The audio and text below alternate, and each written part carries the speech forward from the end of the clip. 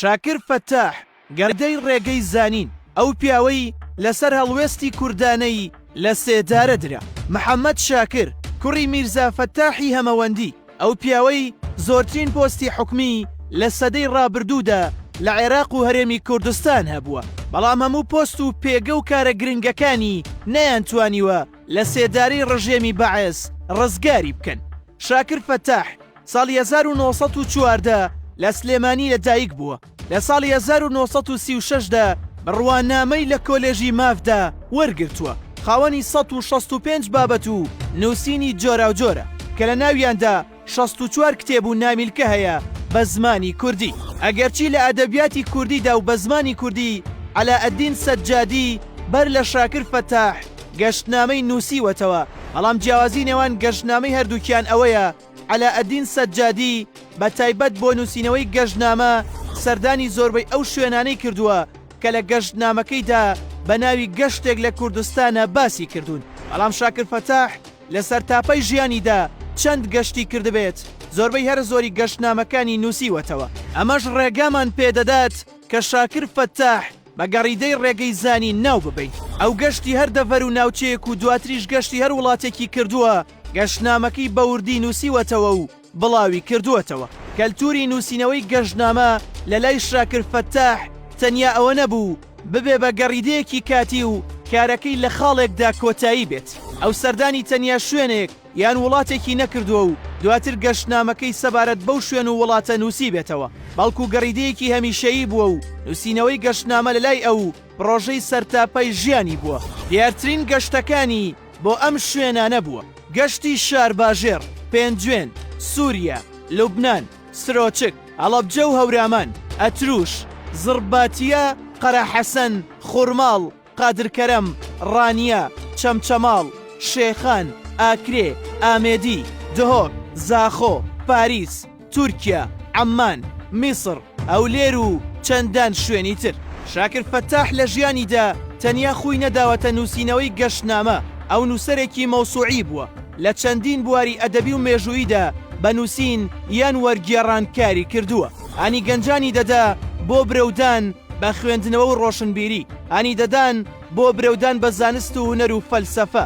بۆ ئەمەش پرۆژەیەکی درێژخایەنی هەبوو بە ناوی پرۆژەی خوێندەواری کورد کە بریتی بوو لە وەرگێڕان و نووسینی چەندین نووسرا و لەبارەی بەرهەم و نووسەرە گرنگەکانی جیهان و پارەپێدانی زمان و نووسینی کوردی. ئەم کەسایەتیە جگە لە نووسین و وەرگێڕانەکانی لە بواری ڕۆشنبیری کوردیدا کەسایەتیەکی میری و حکمی چالاک بووە، بە جۆرێک لە هەر شوێنێک فەرمانبەر بوو بێ و پۆستێکی هەبوو بێت لە مێژووی ئەو شوێنەدا جێدەست و مۆری خۆی بەجێهێشتووە.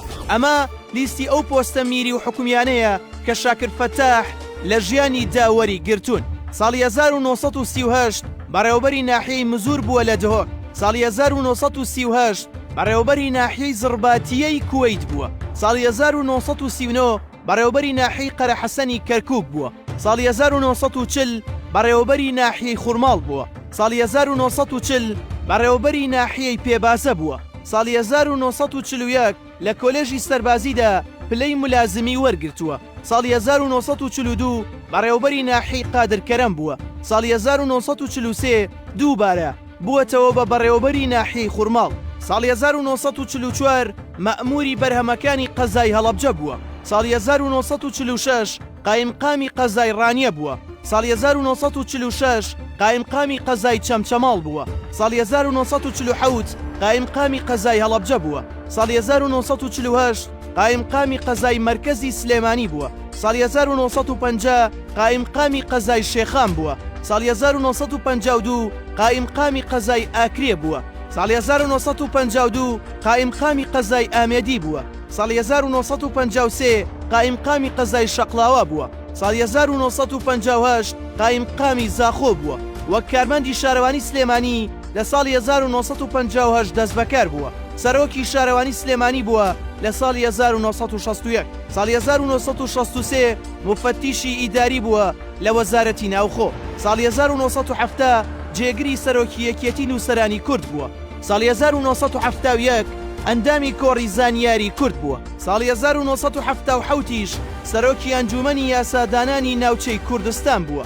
ساڵی 1970 خانە نشین کراوە. ئەو کەسایەتیە بەهۆی داکۆکیکردنی لەسەر مافەکانی گەلی کورد بەردەوام تووشی کێشە بووەتەوە لەلایەن دەسەڵاتەکانی وڵاتی عێراقەوە. لە جاری کۆتاییدا لە ساڵی 1970دا لە شاری هەولێر بەشداری کۆڕێک دەکا و وتارێک لەبارەی مافەکانی کوردەوە دەخوێنێتەوە کە پەڕەگرافێکی بەناوبانگ لە وتارەکەیدای و دەڵێت باشترین چارەسەر بۆ مەسەلەی نەتەوایەتی کورد ئەوەیە دەوڵەت لەگەڵ تێکۆشەرانی بزوتنەوەی ڕزگاری کورد لە عێراق ڕوبەڕوو دابنیشێ و بکەوێتە وتوێژەوە.